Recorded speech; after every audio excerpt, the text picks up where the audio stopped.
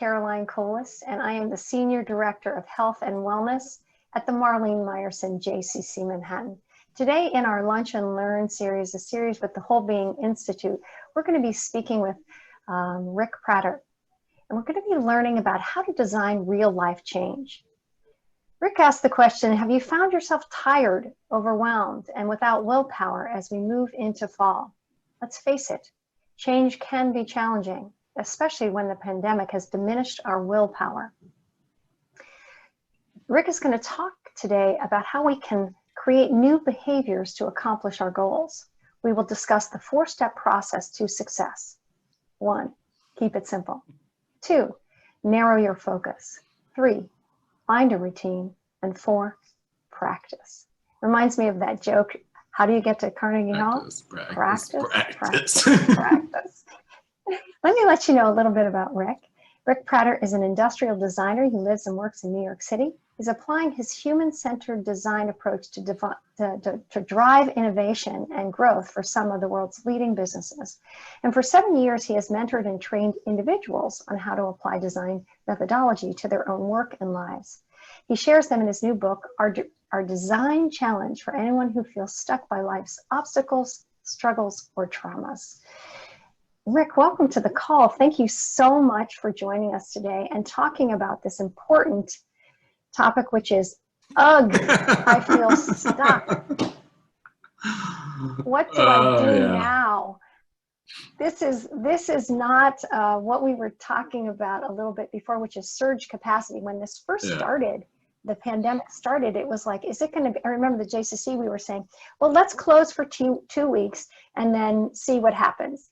And that was, we closed early on in March, and no one at that time, if I think back in March, predicted that this would go on as long as it was. So everybody kind of had this surge of energy and like, okay, this is what we're going to do. And we got it. And not only that, it was like, there was even a lot of things like, okay, what are the things? This is a time to work on things. This is a time to get, organized and redo my closets and read those books and like focus on losing weight, and maybe I can save money, and like all of these things that I always wanted to do. And yeah, that hasn't exactly happened. So give us some context for maybe why or how design can help us in this situation. Well, I'm in the same boat with everybody because I actually started the exact same way. I did a presentation here to talk about design methodology, design thinking, and how you could apply it to your life. And I'm kind of an ADHD type of person, ADHD. So design is perfect for me because I'm a taskmaster and I can get a lot of stuff done. So I started the exact same way. And I think probably it was a level of fear about a pandemic that I wasn't really facing. I didn't want to face the fact that I didn't know what change, we talked about change, what change was going to happen. So I went into task mode of what I could do. And I think that's actually kind of natural when people go into a survival mode and they just start doing tasks as opposed to stopping and figuring out what they're going to do. So what I wanted to go over today is how we could design some rituals and habits to give ourselves some rest. I did all the tasks and stuff like that, and it basically brought me to a crash essentially. And I didn't put enough time in there for rest, relaxation, and building up, like you had the conversation on Tuesday, to build up resilience, to prepare for the long haul, and then to utilize the time not for tasks, but to say, where do I want to go after this? Because it will end. We know it will end. Eventually it'll end. We don't know when, but it will. And I'd like to be, as everybody else, in hopefully a better place, or at least position myself where I am energetic enough to move myself into a better place whenever it lifts, it lifts. And we can do that. Yeah, and I love that you brought in the talk from Tuesday. It was really interesting to me to have this discussion around resilience and about, wait a second, we have to think about filling up the gas tank as we go, and enjoying the journey on the way. And also this idea that we need to interrupt, right, and rest. We can't be on all the time. It can't be our executive functioning and being on task and on task and on task all the time. We're not even designed to do that way. Our biology isn't designed to do that way. Yet, Correct. if we're anxious and we want to control, we want to get into the doingness of this. So why don't you tell us a little bit about how the doingness of that, or that it seems natural, right, to do that, kind of led to, as you said, the crisis that you experienced, and then falling back into your design background to help you out of that. Well, I think that what we're kind of describing is like, how did I end up getting to my crash, so to speak? And I started with doing tons and tons of tasks. You know, I redesigned. I was going to be working at home. I redesigned an office space like so many other people did. I came up, you know, obviously gyms closed. I like to go to the gym in the morning just for my own mental well-being. I came up with exercising tasks, revisited recipes, found ways of, you know, meeting with friends and stuff like that via Zoom. So all of that was really great for a period of time. But then what I think happened is that I was doing tasks, but I didn't actually state or really look at the fact that there was some real change happening, and then change happening actually in how I did it. And I was trying to compensate, you know, my old life with tasks to replicate it. What I didn't normally do, and how it kind of fell apart, is, you know, I have habits and rituals like everybody else does, which I think are really important because they ground your life, and they really do help, like we were talking about resilience, give you resilience because they give your body and your mind a point of rest. It's like a home. Home is where the heart is, and if you have an ability to rest, you have an ability to revitalize yourself, you have ability to build up resilience. So habits and rituals can help you do that. And that's kind of what I wanted to talk about today, is like the importance of design in building habits and rituals. And for me, I've always had pretty good habits and rituals. You know, that's kind of what I do. I do behavioral design for people. But the tasks that I was doing didn't really change. I modified tasks to fill up space, but I didn't talk about the real change. We're going to talk about that, what was going on in the pandemic. So for me, having good habits, it was a slow slip. Like I normally didn't in the weekdays pre-pandemic. I didn't watch TV, but you know, now I had a whole bunch of time, and if I wasn't on Zoom calls, which get boring after a while, no offense, but I would go watch Netflix in the evening, which I never really started doing. Nothing wrong with that. But then, you know, Netflix, one show comes on and then the next show comes on. And before you know it, I would be up, you know, a little bit later than I normally did. And while you're watching TV, you know, I'd be making popcorn or eating something while I'm doing it. Nothing wrong with that, you know, any of that. But then I also have a ritual of getting up really early in the morning the next day. So I would wake up really groggy because it's set. You know, I don't even have to set an alarm clock. I'm just one of those people that gets up early. So I'd wake up groggy, then have to have too much coffee, then try to be productive at work, and I couldn't be as productive what I was doing. My exercise schedule, I started by compensating not going to the gym by doing all the things that are easy for me. I have great lower body strength. I'm great with resilience. So I jogged, did the stairwell when I was raining outside, learned to jump rope a lot, which is great, but I didn't take in the fact that how old I am. And your knees wear out after a while doing that kind of stuff, particularly when you're trying to burn stress. So it was kind of cumulative because, you know, the evenings got later and later. The morning was still early. I was still tired. I wasn't productive. I was gaining weight. You know, things kind of didn't collapse. Nobody's collapsed, but they just kind of left me with the feeling of ick and not the resources that I needed to have the resilience, to have a level of, you know, going back to my home, to my heart, and kind of enjoying it. And so by getting off of what my rituals were and not adapting them to the new situation, I was kind of like not a mess, but I needed to regroup it. We all have tools, and we all have a toolbox in our tools, but sometimes I think they need to be evaluated, and I really needed to evaluate mine because, you know, a toolbox filled with a bunch of hammers is only useful for what? Breaking up a boulder. and my tools weren't working anymore, and my habits fell apart, and I needed to get them regrouped so I could have an semblance of living in today, but having a goal. You know what I mean? Goal, I'm not talking about just business goal or life goal or whatever. Something that moves me forward, that I could look forward to. Something that anything that I could actually look forward to when the pandemic ends, that I could have something that I was working for towards joy and purpose. It's easy to get involved with work and tasks and all the things that we have to get done. It's better to get involved with something that you can have agency and kind of initiate and say, I'm actually enjoying working on something that's improving myself or something that I want to be into. That I think gives you some future focus. It does me. So. Yeah, and you know, it's interesting. I wonder if we could just put in the chat, and I will do this, if any of you out there have had a similar experience where, you know, you change things in just a little way, like Rick, you find yourself staying up just a little bit later and you're still getting up early, and suddenly you're more tired, or you're drinking more coffee, or, you know, I have never watched Netflix. We don't even have a television, but suddenly someone gave us a Roku stick or something.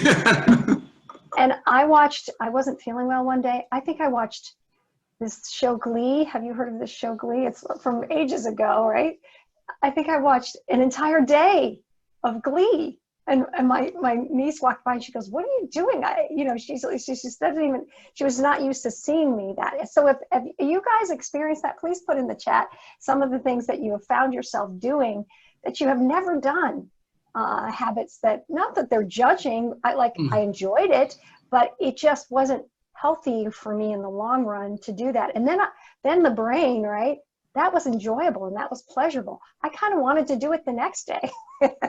And that's what I hear you saying. And yeah. So I think to normalize it for everyone, if you've been in that experience, or if you've had, like Laura Siegel says, ice cream. Yeah. Right. It's like, wait a second. And then you have to talk yourself down from, wait a minute, I can't have that every single day, a pint of ice cream.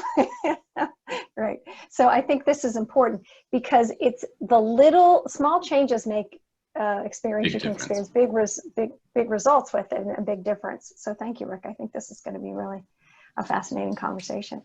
Perfect. So what I did when I realized that, you know, I wasn't in trouble, I just wasn't feeling good about myself, you know, gained weight, was not bouncing back, lost my sparkle, you know, all the typical stuff that everybody's going through during the pandemic. And, you know, there's a lot of other stuff going on in the world that we need to be as optimistic and face the world with as much, you know, happiness as we possibly can, or resilience. So I decided to do something about it. And what I did is I started evaluating my habits and rituals. And that, I think, helped bring me back to center, because you can actually design them. You don't just it's not just a task that you have to do. So what I wanted to do is go over how important design is in building up habits and rituals. And if people want to build up resilience, they want to build up happiness, or they're going through that, you know, that brain fog or fatigue that the pandemic can cause, that they can give themselves some resting points by building up some easy times in their day when they can just coast. So part of the opening that we went through, when I'm working with clients, I work in design. So I think more of a design point. And I wanted to break down some of the what I would call misconceptions. I don't actually fear change. I actually, being a designer, most designers actually like change. So I'll get into that. And then I wanted to get into the misconception about willpower, then break down the importance of how you can apply design to building habits and rituals, and then give people the 4 simple steps and process, maybe take some questions, and then give some closing statements. So first of all, to break it down, we talked about in the intro, willpower. I think that's exactly how I started the tasks with willpower. I'm going to power through the pandemic. I'm going to get all of this stuff done, and I'm going to use the willpower. And then the willpower shot, basically. And that's something, willpower is not a good thing to rely on, because it is like a muscle that can get sore. It can wear down, it can break, it can crack. You get older, your willpower changes. It's not what you want to rely on. You could, design trumps willpower always. And I can show you how that works. Tons of industries work on the concept of willpower. You know, like just think about gyms, gym memberships, diets, self-help. They all kind of play on the fact that your willpower will wear out, but you bought a gym membership all, you know, for the entire year. It just doesn't work. And I also think that our society comes up with sayings and stuff that enforce willpower, like fake it till you make it. And even though I really don't agree with that, I think I was doing that in the beginning of the pandemic. And I think it's a mistake, because what I learned is that you're lying to yourself while you're trying to fake it, as opposed to facing it until you make it. And then you're not really building up a real relationship with yourself. You're just continually lying. And lying, you know, you're not building up relationships with people around you either, because you're trying to fake it. And the faking part all comes with relying on your willpower. And if your willpower gets exhausted, then you failed. And a lot of your lunch and learns have been about Carol Dweck's work on growth mindset and fixed mindset. When your willpower fails, or you're faking it till you make it and you fail, and everybody has slips with diets and stuff like that, it's continual reinforcement that you're doing it wrong, you know. And then the continual reinforcement of having to push your willpower is basically saying there's something wrong with you. And the difference between designing something is design always starts with it's kind of neutral. It starts where you are and then just tries to improve it. And that's why when I was reevaluating my tools, I started with that, because there was nothing wrong with what I was doing. I could still be lying in bed, you know, eating popcorn and Netflix, but it's not exactly what I want to do with my life. It's not an semblance of a life. You know, much like you were saying about Glee, you know, it's fun watching it for a day, but maybe even two, but do you want to spend the rest of your life watching Glee? You know, I want to be an active, vital person. Yeah, I think that is so important. Yeah. That you're an important point that you're making, Rick. It's not that we don't want to personalize this. No. Even though it's about us, we want to really have, it's like with what mindfulness teaches us. We want to have that objectivity. We want to be able to look at what we're doing from a design perspective and say, wait a second, is this working for me? Yeah. Or what can I shift and what can I change? My friend likes to say, Winnie Zeeb, she likes to say, shift happens, you know, and what can I shift? What can I change? Or what have I changed and that's making a difference? And I know that for one thing that my husband's kept really consistent about is going to bed at a certain time. And that's just been something that's been really helpful for him. I think those kind of rituals are really important. And that's what I realized when I was really, how important they were to me and how trying to get back to them are really important. So that's why we want to give people some key points of why habits and rituals are important, and how you can use them, how you can activate them, and how you can apply them. So forget about willpower and forcing yourself to do something. Let's concentrate on the design part of it, because design actually does trump willpower. Secondly, I wanted to talk about change, if you don't mind. You know, people always, you know, the introduction, because every time I face a client or I'm in an industry that creates change. So, and design thinking, designers normally view change as an evaluation point. They don't view it as a problem. They view it as a turning point and actually something that's good. Because change is actually inevitable. And we were talking a little bit before about fall. Fall is a perfect example. It's getting colder, the leaves are changing. There's nothing, and it's beautiful in New York when it's fall. There's nothing we can do about it. It's inevitable. But people always state that they're scared of change or the challenge of change. And I've had the same problem myself, but I think the reminder of reminding people that change is inevitable is really important. When I'm working with clients, I always try to keep it open and then try to like move them towards understanding that change is inevitable and can be a very good thing. And that's what I'd kind of like to do today, just to show people that change is actually good. Arthur Ashe, if you don't mind, I'll read it. Arthur Ashe had a quote, which I think is perfectly comes up with what design thinks. He stated for change, most people resist change even when it promises to be for the better. But change will come, and if we acknowledge this simple but undisputed fact in life and understand that we must adjust to all change, then we will have a head start. And I think that's an excellent way of looking at it, to try not to be scared of change. And when I'm working with clients and I'm working with people to change their behavior, I realize the obstacle of how they think of change is what the problem is. Most people think of change as a problem. And we're going through a lot of change. And yes, there are problems with it. But I think the reason why design is important in this part is because design views it as a change into a different direction to go into. And then you can choose a direction that's positive. When people think of it as a problem, they normally highlight critical thinking, which basically just takes things down, picks them apart, and then doesn't put them back together, where design kind of constructs. Or analytical thinking, which basically is like engineering thinking, where you have a really great idea in your head and you want it to look like that, and you move towards that. And both of those thinkings rely on willpower, which we just discussed doesn't work, or can wear out and wear out your resistance. And they basically, they're all linear, and they're all black and white thinking. And life isn't really like that. Design is more circular, and it's not as black and white thinking, because it's continually working on it. So I think when I'm talking about this, I'm viewing change as something as positive and good, so a turning point, so you can make a change in the right direction. So that's how I'm viewing change, and working on that every day too.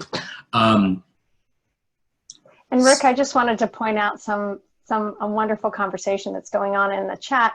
I asked the question, what have you found yourself doing during the pandemic that surprised you? And some people wrote, when I retired, I had to transition to a new life. When the pandemic came, I bought a monitor so I could participate with Zoom calls. And some people said, well, I'm watching too much TV, especially the news. And of course, Laura said ice cream. For connections during COVID, so many webinars and Zooms. And some people said, again, overdosing on the news, which led to being depressed. And something sweet or dried fruits like a reward until it's not. And then back to the true routine, everything in moderation, plus a great workout routine.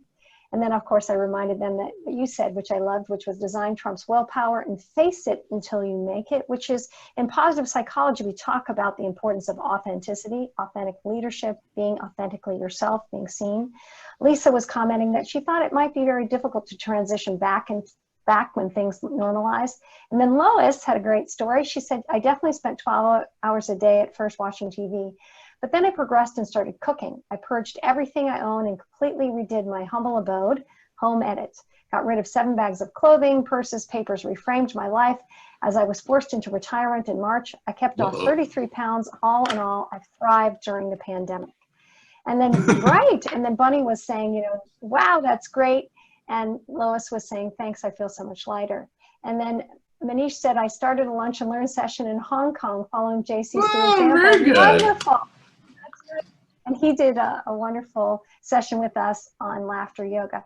So what I love about your design thinking is that it reminds me of how people do things. Some people started the pandemic with a lot of good habits and willpower and all those kind of things. And then some people didn't, and then progressed to doing it better. And some people, it all happens. It reminds me of what you were talking about with change, of a wave.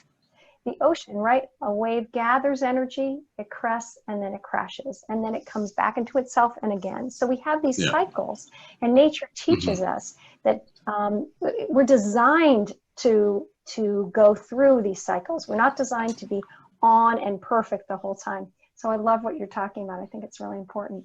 And we're designed to hopefully adapt to them as well. We are designed for change. Because everything is changing around us.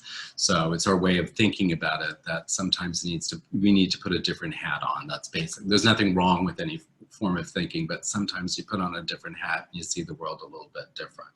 But going back to the statement of like design trumps willpower, I wanted to show people a little bit, give them like a little bit of an example of how it does. We've all, you know, even now, if you have to do it with a mask, we've all been grocery shopping. I would love to give people like a little bit of an assignment to go to a grocery store to see exactly how a grocery store is laid out. You know, you have your produce, the meat on one side, and all the aisles through it. We've all gone with a list in there with just specific things that we wanted to get, needed to get, but have purchased, been enticed to purchase things like candy bars at the checkout, cookies, or something. That's called choice architecture. They're like kind of helping you make that decision. So design can trump willpower. It does trump willpower. And that's a good thing to realize. I think it's a really good thing to go to a grocery store to actually see the power of it, because if they can do it, if the websites can do it, if stores can do it, that means that you can do it for yourself. And that's something that you can specifically design if you want to create any change where you don't have to. And then what I mean by willpower is making a choice. Like if you wanted to not eat cookies, get rid of the cookies out of your house so you have no choice but to go outside and get more cookies. If you make it really hard, you're not going to do it. And then I wanted to go into like, why are rituals and habits so important for us? Like my example, if you don't design good habits and rituals will design you.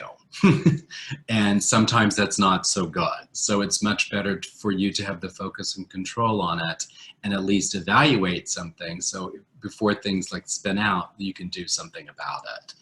Also, your brain loves patterns and connecting things together, and it loves rituals, because what it essentially wants to do is create comfort for itself. Your brain wants to create comfort and go on to autopilot or low-level thinking, so you don't have to make so many choices, and it can rest. We all need rest nowadays. You brought up a really good example on Tuesday about driving in a car for resilience, how you can prepare for the car with gas, prepare your journey, and then prepare yourself on the inside. I thought that was a great example and wanted to kind of like add on to that for automation. You know, I used to drive upstate like every single weekend. I had a house upstate that I unfortunately sold before the pandemic. Bad timing. Didn't plan on a pandemic. But anyway, but when I would drive, you know, getting out of the city, anybody that lives here, getting out of the city is a challenge. Getting on the Sawmill is a challenge. I would get on the Taconic. So on a beautiful day, the Taconic, if you get used to it, is a dream. It's a drive. It's a nice drive. So once I hit the Taconic, it was like a signal point for me to start relaxing, because I could enjoy the drive. And then I had an hour and a half, depending, 2 hours. I'd be there with, it seemed like just a few minutes. And if I went to dinner that evening, somebody would say, "Oh my God, did you see that new barn on the Taconic exit?" Not the Taconic, but the Ankrum exit. And I would not really remember much of the trip. And we've all had an experience like that. That's a perfect example of your brain basically going on autopilot, where it's on rest. You're not, you know, if there was a wreck and something in front of you, you would wake up like that. But you're not making any decisions and choices. You're in a safe environment. You know what to do, and your brain kind of like tears down a little bit. We all need rituals, particularly now, to create them so we can give our brain a rest, because we're all under a little bit of stress. So designing for automation, you can design for automation. And I'll give you some examples of how you can do that and easily and quickly. So if you design, the benefit for designing for automation, I think, is kind of like meditation. You know, meditation can take years and stuff to get used to. I meditate, we all meditate. The idea of it is that it gives you focus. You know, you understand exactly why you're doing it. You're controlling your breathing. You're focusing on something, and if a thought comes into your mind, you're kind of moving it aside, and you get the idea of like, oh, wait a second, I'm in charge here. I can push the emotion aside or move it aside and still feel it, but not get a visceral feeling of it. So you get the effect of that, I'm in charge of my brain. Habits and rituals, like when you set it up to give your brain a rest, you're the one that's in charge of it. So I think it's important, particularly now, that we have habits and rituals like in the evening, in the morning, or wherever you need them, so you can give your brain a rest, so you can build in resilience and joy and happiness and all those things that we need. So just to clarify, like during my crash and stuff like that, that's what I realized that I wasn't doing. I messed up my rituals. I messed up my whole schedule. I was creating too much noise and action, and then I was, you know, gaining weight, not sleeping well. It was just a slow burn. It was a slow crash, and that's why I wasn't feeling good about myself. So it wasn't the rituals that failed me. It was the fact that I failed them, and I needed to reevaluate them and redo them. So the best way designed for automation is to remember exactly what we talked before, you know, design trumps willpower. So there were 4 things that really happened during my crash. I ate too much. My eating habits got really messy. My sleeping habits were horrible. My productivity was bad. And the goal and wish, why I sold my house, which was to purchase something else, was kind of being pushed back, and pushed back. So I decided to reevaluate it and reevaluate all my habits and stuff like that, and focus on the 4 things: nutrition, sleep, productivity. And I chose finances because if you start purchasing something, that means you're making a big commitment. You're not just pushing it off. Rick, I wanted to go back to one thing that you said, and it reminds me of a quote by Tal Ben Shahar that I'm putting in the chat. You know, we either learn to fail or we fail to learn. And that failure is an inescapable part of life and critically important part of a successful life. So one of the things that's happening, and to normalize it for everybody in the pandemic, is, and like Laura was noted in the chat at the beginning of the shutdown, I did great, but then I had to schedule Zoom meditation, lunch and learn, exercise, or early morning walks. But then as things began to open up, I had to start engaging with more life responsibilities, right? Sometimes our life gets interrupted. I know for me, that's happened too. Some of us have experienced someone's passing, or their life gets interrupted. So there isn't the expectation. And what I love about what you're talking about is that everything's going to go along smoothly. It's like, wait a second, I'm not able to do this or that. And we have to be able to adjust to that. And that's what that growth mindset that Carol Dweck talks about so much, is why that comes into play. And even in our mindfulness, there's different methods and ways that we can use mindfulness techniques and meditation. But what I hear you saying is like, okay, how do I look at this from a design perspective? What was working? What wasn't working? What did I change? And what do I really want? And I loved what you said about noise, because in NIA, we study music both as the sounds that we're hearing and the silence.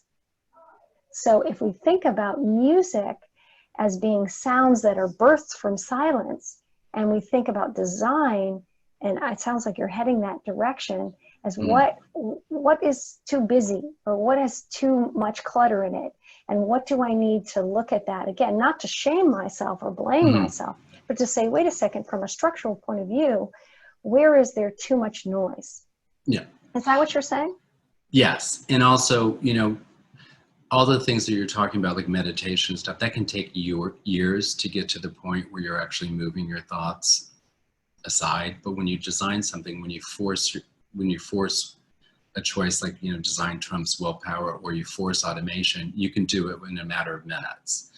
And the difference between that, I mean, contemplative, I'm not, you know, I think I meditate myself. I think it's absolutely wonderful, and I recommend it to anybody. The difference between design is that you can do it quickly, and it can take you to a different point fairly quickly as well. So, you know, the 4 things I wanted to work on for myself was nutrition, sleep, productivity, and finances. Those are the things that I wanted to focus on to give myself a sense of normalcy. Of course, I was working and doing other things at the time and dealing with other life issues, but those are the things that kind of spun out of control. So if I was going to force automation and then put design as opposed to willpower, and willpower, again, I'm making the selection of the choice. Like for nutrition, I got rid of all the candies, popcorn, cookies, all the things that I shouldn't be eating, and just got rid of them. Because if I have to go down to the store and wait in line with the mask on and stuff like that, it takes time to do that. So you're probably not going to do it if you don't have them in your house. And I love to entertain, so I have lots of different kind of, or used to during pre-pandemic. So I have lots of different kind of plates and platters and stuff to use, but I put all those in a different closet. So the only plates I can get to are small plates, salad plates, and small bowls. So my portion control automatically went down. So it was affecting my nutrition right away and how much I ate by just really simple things, getting rid of the bad stuff so I didn't see it, it wasn't around, and affecting the size of the plates. That's pushing, that's forcing automation, and that's design trumps willpower. And then for sleep, that one can be a little bit harder, but I did something really simple, get rid of the TV out of the bedroom. Because that's what I was doing, I was watching TV in bedroom. I just got rid of it. And then I needed to set it, I needed to get back on schedule, kind of give myself a little bit of back on schedule. So I started putting an alarm and a shutdown on my phone, and then I got some switches for lights, where the lights shut off. So it's just a very visual clues are really important to tell you, okay, it's time to make some change. And then that was my clue to time to get to bed, because I know I'm going to be up at 5 or 6 anyway. So now I have those visual clues. If I don't make it, I don't make it. But at least I know that's what I'm supposed to do. And it has really been working. And then for productivity, I deleted like all games from my phone. And then I put a blocker for social media. And before I did this talk, I thought about that. And I did a little research on social media. Do you know the average American spends 2 hours a day on social media? That's over 700 hours a year. So if you cut your social media by 50%, that's 350 hours, which I think is about 2 months of work, 40 hours a week. That's a lot of time. That's a lot of time. That's a lot of time to work on meditation, staying with your family, having fun with your kids. That's, doesn't just need to be work. And another thing that I worked on for productivity, which I've used in the past, but I really started to accelerate it, was the Pomodoro technique, which is, as a timer. I use Be Focused on my phone. You work for 25 minutes, you have 5 minutes off.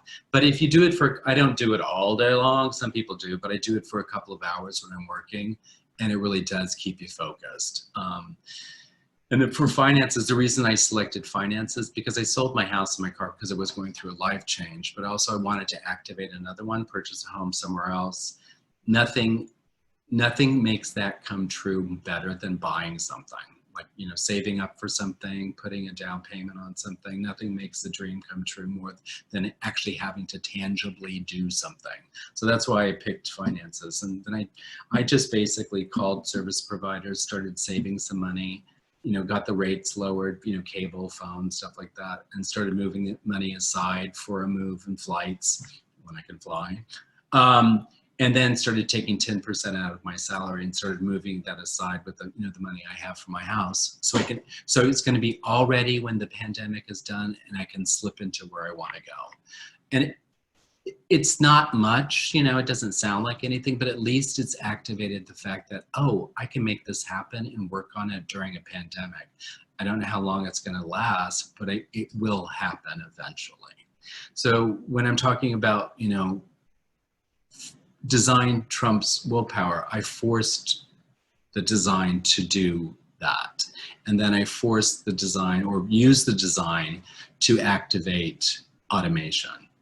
I started it by saying, when I go in the kitchen, I'm going to food, I'm automatically getting smaller plates, smaller bowls, smaller portions. I'm forcing all of those things to happen as a reminder. And those things have really, really worked slowly to help keep me on track. There are 4 things, I just wanted to go over the 4 things that really cement a habit and a ritual. And I think we know these ones, or I'll go over them to you. It's practice. Habits are based on frequency, not time. So don't worry about that rule of like you have to do it for 10,000 hours. You can do it, if you stack them onto something good, you can do it in a couple of weeks. Stability and context. If you do it at the same time in a stable context, a safe environment, If you do it in a sporadic environment, it won't work. Positive emotions. If it feels good, you're going to do it again. And reward system. It basically proves that it's working for you. So that's a lot of information, but I wanted to kind of give you an example of how that. What are the 4 things again? I'll write them in the chat for everybody. Sure. Practice. Habits are based on frequency, not time. Stable context. If the context is changing, the behavior is changing. Positive emotions. If it feels good, you're going to do it again. And then rewards. It's basically proof that it's working. So that's, there's a lot of information, pushing design trumps willpower, pushing for automation, designing for automation, and these 4 things. But I just wanted to remind everybody that you've already done this. And I'd like to ask you for another little a homework thing. It's basically a task analysis. Most people that I've worked with in business, if I have to do a task analysis or if I'm working on a personal, people say that it's a lot of process to do, but it actually has a lot of benefit. If everybody could just take a piece of paper out and a pencil, you can do that after the session, and then write down, my morning ritual, and then start with, when your eyes open on the pillow, to everything that you do when you walk out the door. One of the guests mentioned that she was retired. You can do this before you're retired when you're going to work. It doesn't need to be time specific, but just kind of remember everything you do. And when I mean eyes open from the pillow, lifting your head, moving your body over, putting your feet down on the ground, taking, 8 steps to the bathroom, lifting the light switch up, all the tiny little tasks. Just 5 minutes, it doesn't have to be that specific, but you'll be surprised how many choices and activity your brain goes through just to get you out the door. You will be surprised of the pages that you come up with. And I think it's important to see that, because if you think of your morning ritual, you've already done the 4 things. You've practiced it over time. You've done it in a stable context, in the privacy and the safety of your own home. You were rewarded positively because it worked, because you did it. And you have positive emotions for it. So you've done this before. I'm just kind of helping you mold it and design it and reanalyze it so you can do it again. And when you do the task analysis for your morning ritual, I would save this piece of paper, because I know it sounds anal. It sounds kind of weird that you put it with, I don't know if you have to put it with your will and your health proxy, but it is important, because when I went through my thing, I pulled mine out and I could see the flaws. I could see it very clearly. It's very easy to talk to you about it now, but when you're tired, you're not thinking, you're lethargic, you're wondering if it's the news or if it's what's going on with the election, what's all happening. When you look at it in black and white and you realize, oh, I'm getting up later, I'm eating poorly, I've totally missed my schedule. If I design this and try to get back to it, let's see how I feel. And then when I started evaluating it and pushing design forward, design trumps willpower, things started rectifying themselves. So I would recommend that people do a task analysis, do this morning ritual analysis, and keep it. And remind yourself, I was saying before, it sticks if it feels good. You should feel good about that, because you've already done this. So all we have to do now is to modify what you want to do. Take some of these principles and remember how to do them. So we talked in the beginning of how simple it can be to create a new habit or ritual. And I came up with a program for myself, and I use it with other people, that it's a SNAP. So it's simple, narrow, accessible, and practice. So keep it simple, narrow your focus, be absolutely specific, and practice. That's SNAP. And I always do it with the SNAP, because remember when I was talking about the taconic and automation, how I had a trigger to start relaxing, which was hitting the taconic, or not hitting it, but driving on it. Visual clues, auditory clues are really important when you're starting a new habit. They will help you do it much quicker.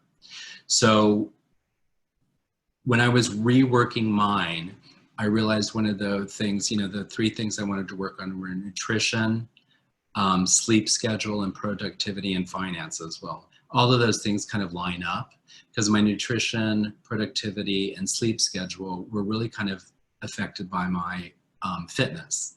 Because I was doing lower body work, but I was blowing out my knees. So I just wasn't doing it to the energy or the frequency. So I decided to do some upper body work, and focus on that and then kind of stretch myself a little bit. So I just forced myself to do the snap, and I would wake up in the morning, literally snap my fingers, get out of bed, do 10 push-ups, and then continue with my routine.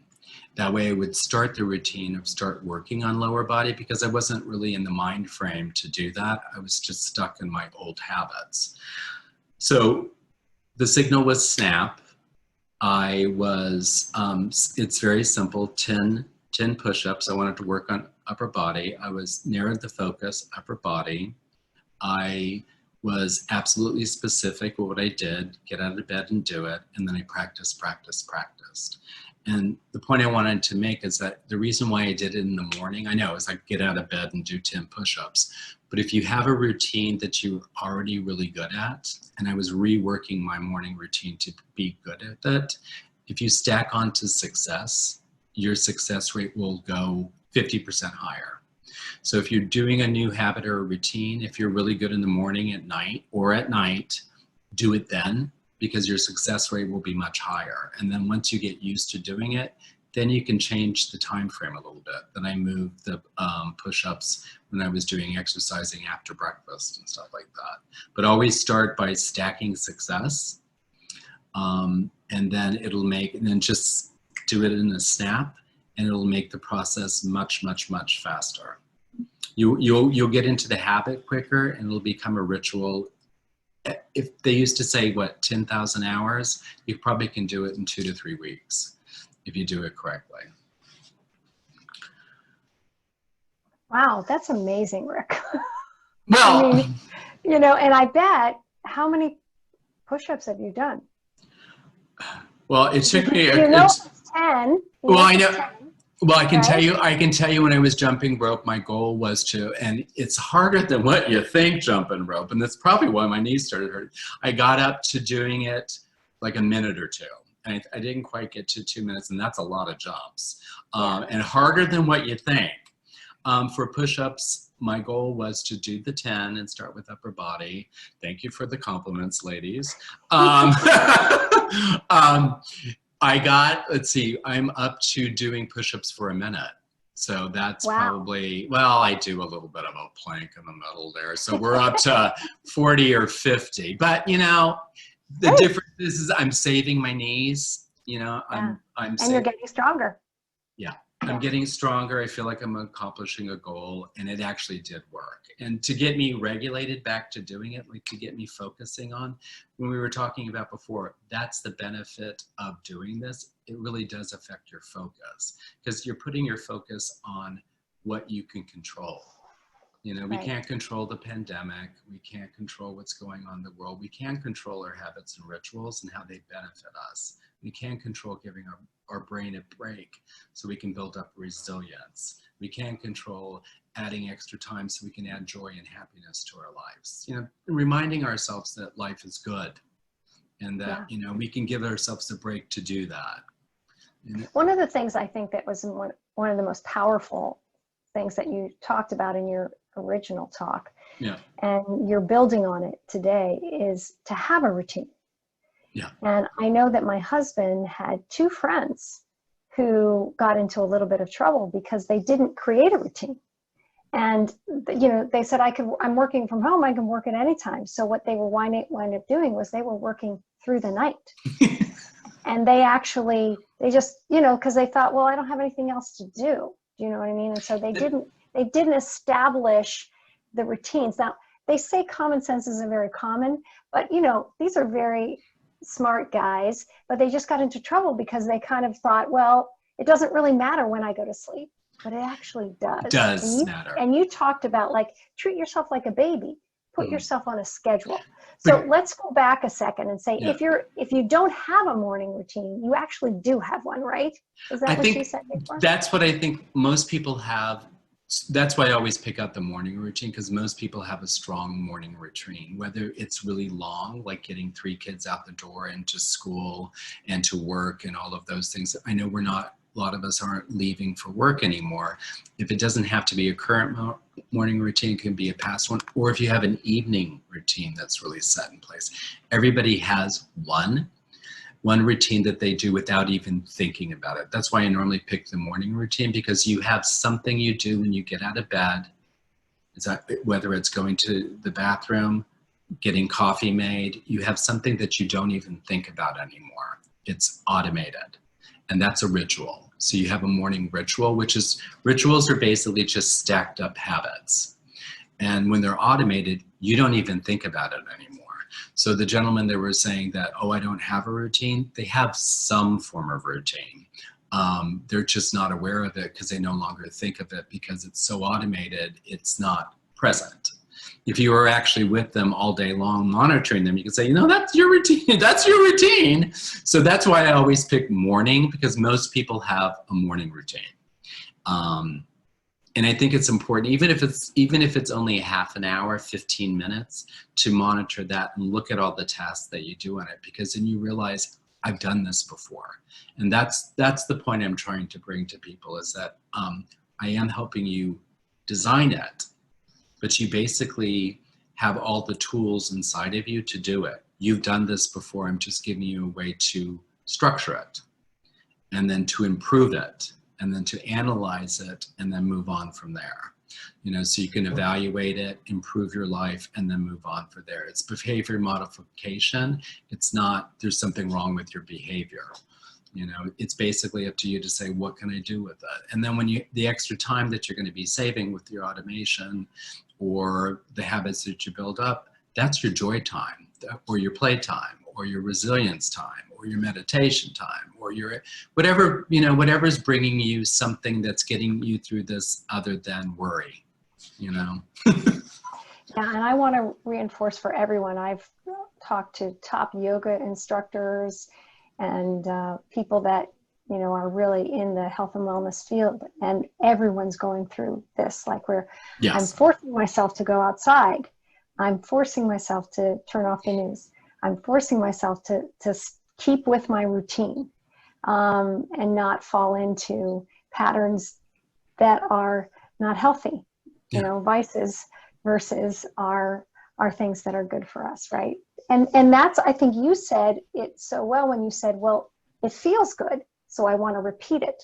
So, and so we have to work with our biology, don't we? We have to work with the chemistry that we're given, right? And understand that it's not our fault, but it is our challenge, right? Correct.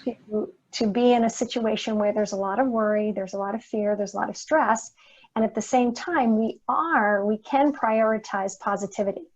And we can look for simple things, like I loved on Tuesday when she suggested, you know, putting up a bulletin board when you're on Zoom that is close by, that has pictures of people that you love and situations where you were having a good time, just to remind yourself of those experiences. I mean, that's a simple thing to do from a design point of view, right? It's like, what I look at, it's like, it brings me joy. True. And designing something that's for your future, like planning it now, working on it every day, and then don't give it a time frame, because obviously we don't know how this is going to go, but at least you're planning for something good when this all happens. Like, either you're going to be taking a trip, you're going to be a great dancer, you're going to be a better grandmother, whatever you're going to be. I think that's important too, to have a little bit of a future focus, because then you're basically reinforcing the fact that this is going to end, and it's going to be better when there's going to be part of it that's going to be better for me when it does. Yeah, and that is positivity. yeah, exactly. Yeah. Maria Sorrell talks about that all the time, about we need to be thinking about the future and have hope for that. Sue Knight was saying, well, how to handle setbacks or lack of progress. And some of that I have found, and Rick, I wonder what your opinion about is like, how are you defining progress? How are you defining success? Mm-hmm. You know, I was working with somebody and, you know, she was doing actually quite a lot, but it wasn't enough for her. So Sue, we would have to know a little bit more about what you mean by setbacks. Don't you think, Rick? And what's your thought about that? Exactly. And then when we were talking about change as a turning point or a change point, like if I was going to view this as, you know, a design process, if you're doing something, even if it's phenomenal, structurally, beautifully, and all of that, and it's not working, then you realize it's not working, and there's a reason why it's not working. I don't know the specifics for this situation. Sometimes I think it's good to have an evaluation point at that and say, did I make a decision out of, you know, fear? Did I make a decision out of just, was I faking it till I make it? Was it willpower? Is it not really right for me? And what if I designed something that was different and then try to do something in a different direction and see where it goes? I don't know which situation she's talking about, but sometimes if you fail, it's not really a failure because it's giving you a decision or giving you the information that it's not working for you. So, and I think that's a positive too, depending on what the situation is. And we had another question about, how does brushing your teeth affect change? Well, as my dentist says, I have very good height. He says, never forget to brush and floss and stuff like that, because your teeth actually affect your heart and the rest of your health as well. So doing simple things like in the morning, like everybody, you know, hopefully brushes their teeth. It is important because in the long run, if your teeth were failing, and what is that famous quote from Benjamin Franklin? You know, if we think about the modern world that we're living in, he said the world would change if we could just figure out how to get rid of a toothache. You know, let's be grateful for the world that we live in, that we have dentists that take care of things like toothaches. We don't have to live our life with rotting teeth anymore. You know, we're in a good place. And, you know, taking care of your teeth, brushing them, those boring habits do have long-term effects for your heart, who I never really, until my dentist mentioned it, I never realized flossing and brushing was really a benefit for your heart. But it is. Yeah. And the other thing someone asked is, it might have been Lois again too, what about if you're in a studio apartment and your TV is by your bed? Would you design a cover for it? Would you say at a certain time that's what's going to happen? You can do turn off times. You can do like what I did. You can, if it's affecting your sleep, you can do light switches that turn the lights off, turn the TV off. You can rearrange the furniture so you're not facing. You have like a couch or a chair facing the TV, but your bed's not. You know, something where you, I think for studios in particular, it's good to have places of action, eating, sleeping, you know, cooking, and then design those up specifically for that so you have functions for those. And if watching TV is a problem, make sure your bed, make sure all of the things aren't just facing the TV. So you can control your watching, you know, control your usage. And then finally, Donna had a question. It sounded like your house was in Columbia County. Yeah, Kinderhook, a little village called Kinderhook. Yeah. She has a house in Prairieville, yeah. Been there. Been there. Yeah, exactly. Well, I'm sure you miss it, but at the same time, it's nice to look forward to yet another. Exactly, another adventure, yeah. Another adventure. Well, speaking of adventures, you guys, Rick and I have been talking about creating a program in which we, what do we call it? Designing post-election joy. We feel like that there's going to be probably a need after the election, which way it goes, it doesn't matter. We're not going to know about the results of it for a while. And ladies, help me out to come up with another term besides design trumps willpower for obvious reasons. And yes, please vote. And yes, I would love to do, what I would like to do is work with a group of people individually to understand what kind of habits and rituals they want to do, and then help and aid with that. So yeah, and so we're going to put that in the books, and please be on the lookout for that. And I also put in the chat tonight, I will be interviewing former Broadway actress and author and creator of Ziva Meditation, Emily Fletcher, on stress in the brain. She's an amazing speaker. So I encourage you to I didn't catch who was on Prairieville. I am close. The person, if you look in the chat, the person that is on that Prairieville, I'll tell you, is, hang on, Donna Rich. Yeah. So we're making connections here at the JCC. Yeah. Well, outside of the of our purview. That's great. Thank you, Rick. Thank you, everyone. Thank you, ladies. Design beats power. I just All right. Beats willpower. That's pretty good. Yeah, beats willpower. Design beats willpower. All right, you guys. We could continue on. Please join me tonight, 5:15, if you would like, for Emily Fletcher's talk. She's amazing. Take care, everybody. Thank you. Bye-bye.